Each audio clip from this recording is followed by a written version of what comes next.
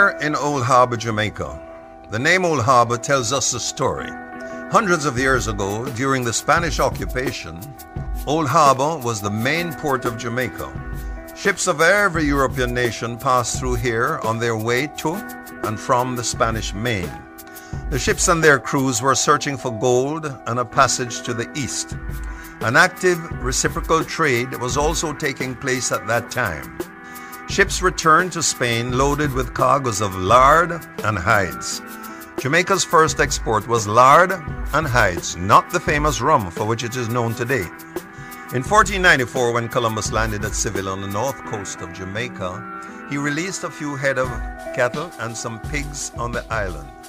By the time the Spaniards returned in 1503, they had multiplied into millions of heads. They roamed the island freely, living off the lush grasslands. Lard was obtained from boiling the pigs, and cows were slaughtered indiscriminately for their hides. Old Harbour is still busy today, but the traffic is in cars, trucks, and carts.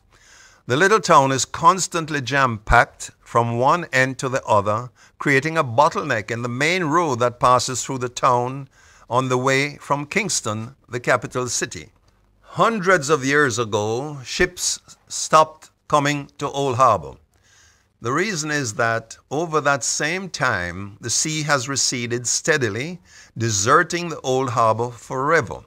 The sea is no longer here. As you can see, the traffic here today is of a different nature. All sorts of trading takes place now in this teeming town center, far away from the sea. No one would ever believe that the sea once covered this area where I now stand. Today, Old Harbour is a market and trading town on Jamaica's south coast, the sea miles away. You can see immediately that it is a busy inland metropolis remotely related to the sea that once made it a harbour. Over 500 years, the harbour has disappeared. The sea has receded a distance of 2 miles from where I now stand. The sea's recession was not noticeable over that period for several reasons.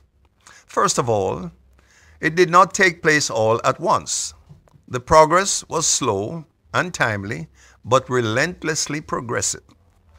Over the successive hundreds of years, the slow recession of the sea sealed the fate of Old Harbour as a harbour anyhow forever. Today we are going to follow the progress of the sea's recession. I'm going to show you the path of progression by driving from here down to the sea.